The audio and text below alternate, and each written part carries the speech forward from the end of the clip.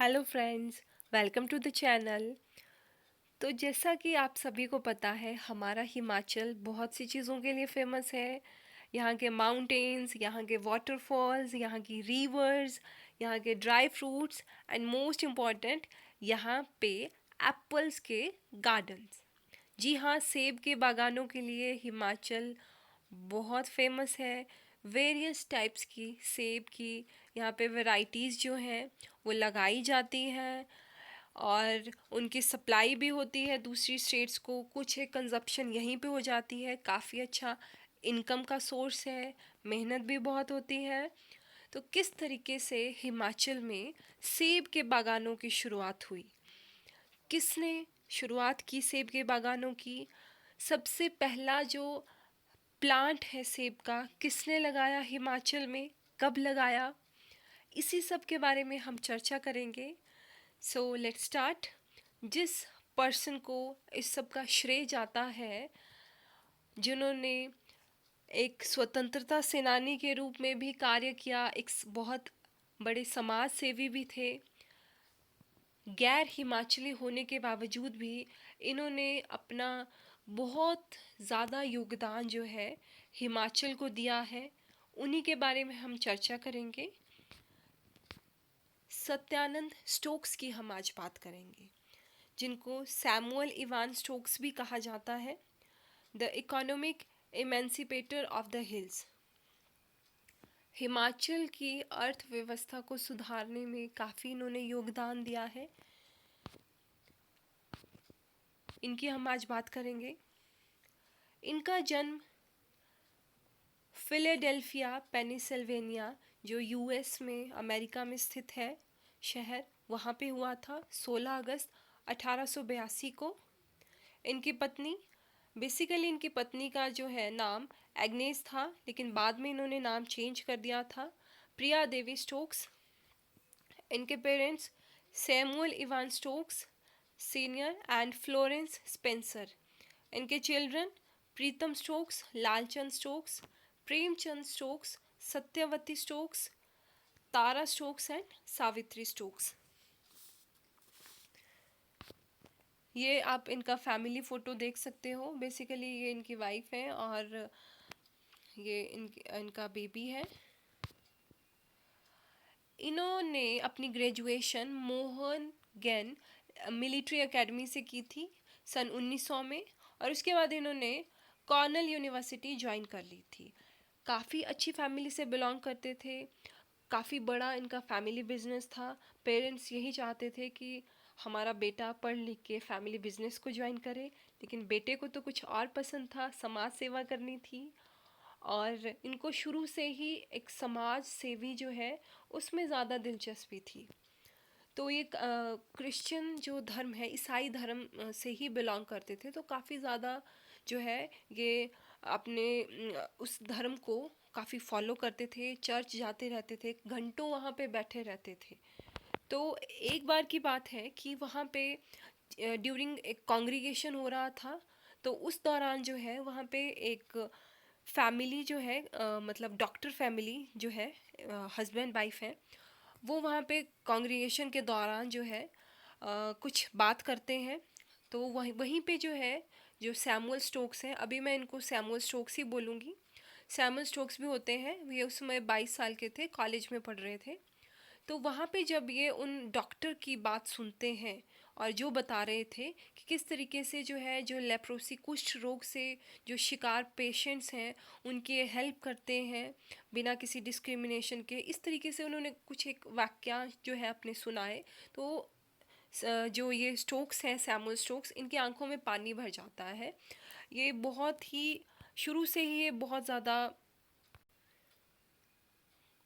मानवता को सर्व करने के लिए तैयार रहते थे। तो जब इन्होंने इस तरीके की ये बात सुनी, तो इन्होंने भी फैसला किया कि ये जो डॉक्टर कार्ल्टन है उनके साथ ये इंडिया में जाके जो है इस तरीके के जो पेशेंट्स हैं उनकी हेल्प करेंगे।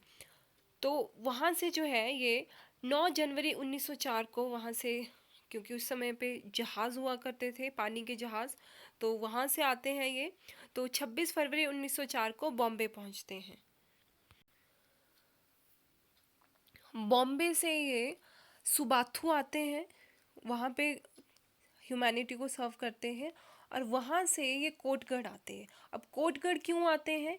क्योंकि वहाँ पे सिख सॉरी क्रिश्चियन जो धर्म है उससे रिलेटेड काफ़ी जो उनको प्रसार करना था, और काफ़ी ज़्यादा मतलब क्योंकि इनका मेन यही था कि इन्होंने मानवता को सर्व करना है, ह्यूमैनिटी को सर्व करना है, लोगों की सेवा करनी है, और ईसाई धर्म का प्रचार करना है, लोगों तक ईसा मसीह का संदेश पहुंचाना था। तो वहाँ पे जो है कुछ एक चर्च बन रहे थे उस टाइम पे, तो इसीलिए कोटगढ़ आते हैं। और वहाँ पे जब लोगों का रहन सहन देखते हैं वहाँ के लोकल्स का, तो ये काफ़ी ज़्यादा इम्प्रेस होते हैं और काफ़ी समय जो है अपना कोटगढ़ में बिताते हैं। लेकिन क्या होता है कि जब ये 1904 में कोटगढ़ में ही थे, तो आपको पता ही है इन 1905 1905 में अप्रैल 1905 में कांगड़ा में भूकंप आता है। और कांगड़ा में जब भूकंप आता है, हज़ारों लोग जो है बेघर हो जाते हैं, बहुत से लोग मारे जाते हैं, भयंकर तबाही होती है। तो वहाँ पे ये जो है लोगों की हेल्प करने के लिए जाते हैं, और बहुत से लोगों की हेल्प करते हैं बिना किसी भेदभाव के। और इतने ज़्यादा ये जो है उस जो है घटना से ये दुखी हो जाते हैं, तो वहाँ पे उन्होंने बहुत से बेघर लोगों में से 5 बच्चे गोद भी लिए थे। ठीक है, इनके टोटल 7 बच्चे थे, जिसमें से 2 इनके खुद के थे और 5 इन्होंने गोद लिए थे। सो जब ये कांगड़ा से वापस आते हैं टू कोटगढ़, तो वहाँ पे ये काफ़ी ज़्यादा सैड हो जाते हैं। ये काफ़ी जो है सैड रहते हैं, और वापस जो है कोटगढ़ आ जाते हैं, और वहाँ पे इन्होंने ये फैसला लिया कि ये जो है अब सिर्फ मेडिटेशन करेंगे, और बिल्कुल एक साधु जो जीवन जीते हैं वैसा जीवन जिएंगे, वैसे कपड़े पहनेंगे, मिट्टी के बर्तन में खाना खाएंगे, अपने लिए खाना खुद बनाएंगे, गुफा में रहेंगे, घंटों तक मेडिटेशन करेंगे, और फिर बाकी टाइम पे रीडिंग करेंगे, और ठंडे पानी से नहाएंगे। इस तरीके से जो है एक साधु वाला जीवन जो है ये व्यतीत करेंगे। तो उसी दौरान जो है इनकी मुलाकात हो जाती है एक पर्सन से जिनका नाम होता है साधु सुंदर सिंह से। ठीक है, अब साधु सुंदर सिंह के बारे में जब ये जानते हैं, काफ़ी अच्छे फ्रेंड्स बन जाते हैं, बातचीत होती है दोनों में। और जो सुंदर सिंह जी हैं वो ऑलरेडी सिख होते हैं, लेकिन उन्होंने अपने सिख धर्म को बदल के ईसाई धर्म अपना लिया होता है। तो अब जो है दोनों ईसाई धर्म जो है के प्रचार में लग जाते हैं, जगह जगह जो है ईसा मसीह का जो है ये संदेश पहुंचाते हैं। और जो भी विलेज टू विलेज जा रहे हैं, लेकिन क्या है कि उनको सेटिस्फेक्शन नहीं मिल रही थी। ठीक है, उनको संतुष्टि जो है सैमुअल स्टोक्स को वो नहीं मिल रही थी। तभी क्या होता है कि इन 1910 में इनके पिताजी की डेथ हो जाती है। तो जब इनके पिताजी की डेथ होती है तो इनको अमेरिका जाना पड़ता है, और ये अमेरिका जाते हैं, और फिर मई 1911 में वापस आ जाते हैं। अब 1911 में इनको वापस आना है, लेकिन इनकी जो फैमिली से प्रेशर है कि ठीक है आपको अपना बिजनेस करना था, इस तरीके से चीज़ें हो जाती हैं, तो ये जो है अपना मन बना लेते हैं कि ठीक है मैं जो ये समाज सेवा है, भाईचारा है, इसको मैं छोड़ दूंगा और एक गृहस्थी जीवन जो है अब वो बिताऊंगा। तो इन्होंने वहीं पे इनके near by local Christian girl होती है एग्नेस, उससे ये शादी कर लेते हैं और अपनी फैमिली लाइफ शुरू करते हैं, और वापस इंडिया आ जाते हैं। उसके दौरान क्या होता है कि ये 1911-12 की ही बात है कि एक विडो होती है एमा मेटिल्डा बेट्स। ठीक है, जो एमा मेटिल्डा बेट्स हैं वो विडो है एक फॉरेस्ट ऑफिसर की, और जो फॉरेस्ट ऑफिसर है उन्होंने काफ़ी बड़ा टी एस्टेट जो है वो लेके रखा होता है। लेकिन जो ये मेटिल्डा है, इनको क्या करना है, इनको वापस इंग्लैंड जाना है, और इनको किसी तरीके से जो टी एस्टेट था इनका 200 एकड़ का, उसको इनको बेचना था।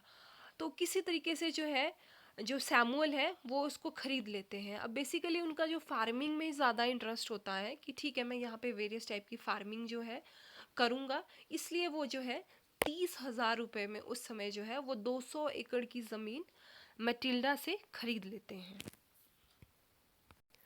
अब इन्होंने वो ज़मीन खरीद ली, उस पे वेरियस एक्सपेरिमेंट्स करे अलग अलग तरीके से कि कौन कौन सी यहाँ पे मैं खेती करूँ। वेरियस उन्होंने वेजिटेबल्स वहाँ पे उगाए।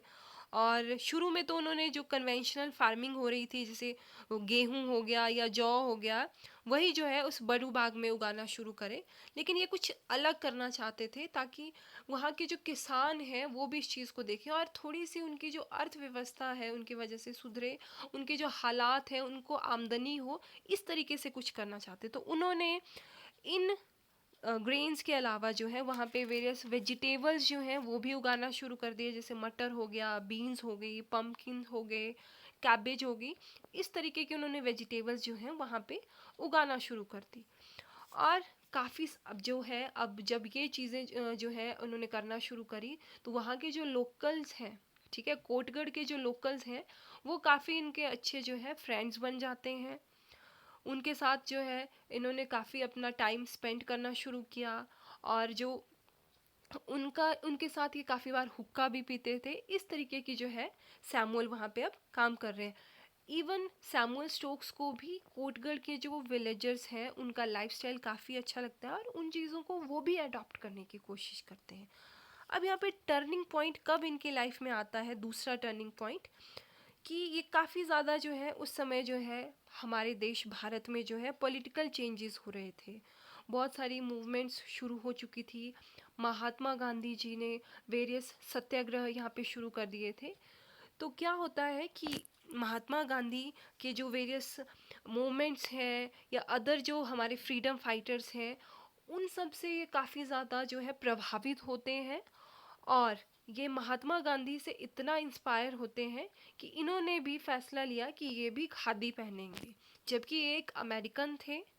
और इन्होंने भी फैसला किया कि ये जो है वेस्टर्न क्लोथ्स जो हैं उनको बढ़ावा नहीं देंगे और ये भी खादी पहनेंगे। काफ़ी बार इनको जो व्यापी जो उस समय जो एक्टिविटीज़ चल रही थी उसकी वजह से इनको जेल भी जाना पड़ा। ये लाहौर जेल में भी रहे 6 महीने के लिए।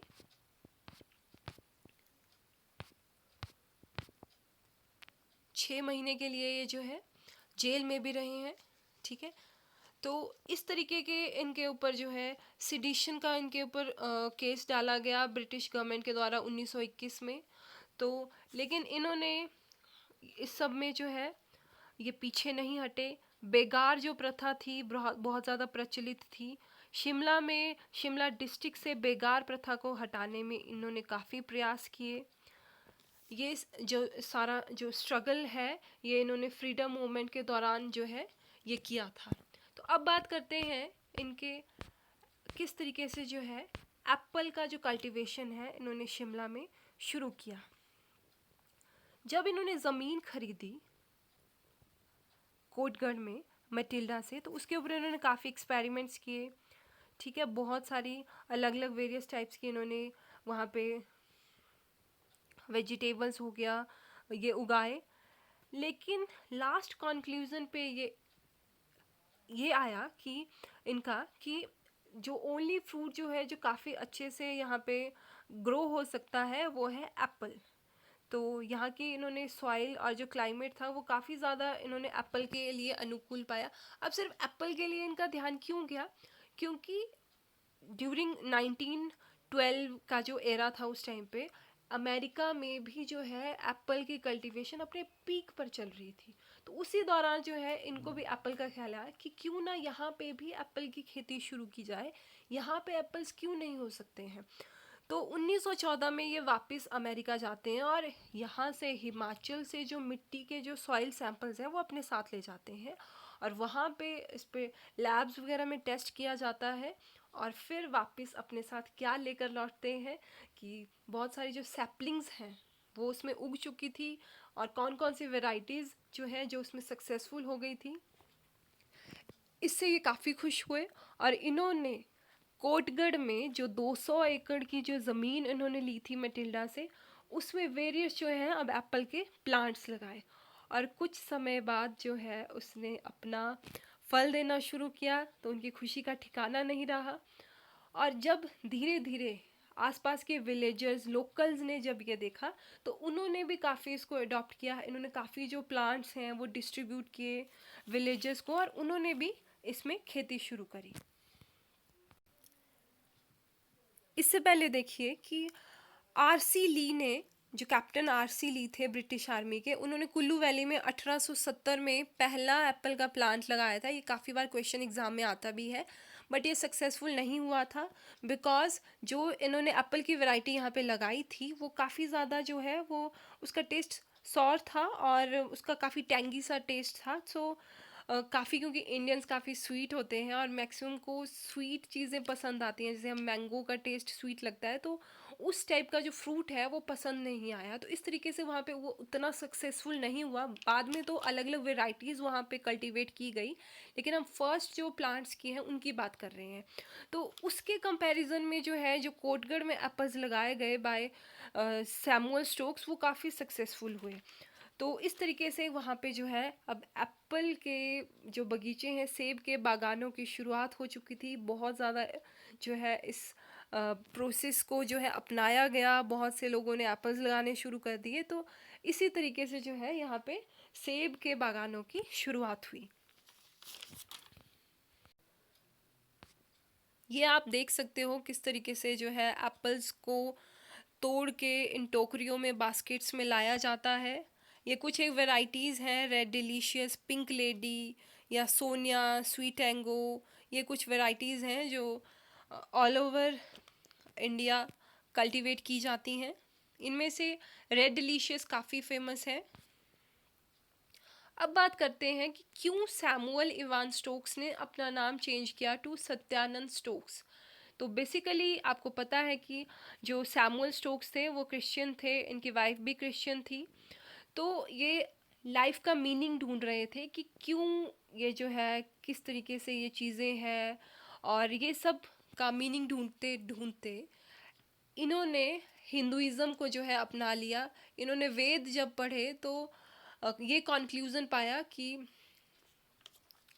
जो अलग अलग जो है रास्ते अलग अलग हैं लेकिन भगवान एक ही है। तो इस तरीके से उन्होंने वेद पढ़े और जो भगवत गीता है वो पढ़ी, और ये आर्य समाज को काफ़ी ज़्यादा इन्होंने फॉलो करा, क्योंकि समाज मूवमेंट उस टाइम पे काफ़ी प्रेवलेंट थी। क्या था आर्य समाज का लोगो? वेदों की ओर लौटो। स्वामी दयानंद सरस्वती ने इसको शुरू किया था, और हमें जो है क्या क्या चीज़ें अपनानी चाहिए, इससे ये काफ़ी ज़्यादा प्रभावित हुए। तो इन्होंने अपना जो धर्म है वो चेंज कर दिया। 4 सितंबर 1932 को इन्होंने अपना जो धर्म है with along with his family to Hinduism, Christian से ये हिंदू धर्म में इन्होंने अपना धर्म बदल लिया, और इसीलिए इन्होंने अपना नाम भी बदल लिया from Samuel to Satyanand Stokes. इनकी वाइफ एग्नेस से अब बन गई प्रिया देवी। तो इस तरीके से जो है इन्होंने अपना जो रिलीजन है वो चेंज कर दिया अलॉन्ग विद देयर नेम्स। इन्होंने संस्कृत भी पढ़ी, भगवत गीता पढ़ी, इंग्लिश में वेद पढ़े, उपनिषद पढ़े, और इसके अलावा जो बरोबाग कोटगढ़ में जो ये चर्च जो बन रहा था, अब इन्होंने उसकी जगह पे आर्य समाज मंदिर बनाया, और उस आर्य समाज मंदिर को अब नाम दिया गया है परम ज्योति मंदिर। ये है स्वामी सत्यानंद स्टोक्स। ये वही है परम ज्योति टेम्पल। 14 मई 1946 को आज़ादी से लगभग 1 साल पहले इनकी मृत्यु हो गई, लेकिन उससे पहले इन्होंने अपने बच्चों के लिए और गांव के और बच्चों के लिए 1925 में कोटगढ़ में एक स्कूल खोला था, और उसके लिए इनको काफ़ी श्रेय भी जाता है। इनका कहना था कि हर एक बच्चे को एक दिन में कम से कम 45 मिनट तक बगीचे में काम करना चाहिए, क्योंकि इससे तो फिज़िकल उसको हेल्प मिलेगी, और मेंटल जो फिज़िकल एंड मेंटल बोथ जो है वो स्ट्रांग होगा। तो इस तरीके से यहाँ पे आप देख सकते हो इस फोटो में ये बच्चों को पढ़ा रहे हैं। इनके ऊपर आशा शर्मा ने बायोग्राफी भी लिखी है, an American in Gandhi's India.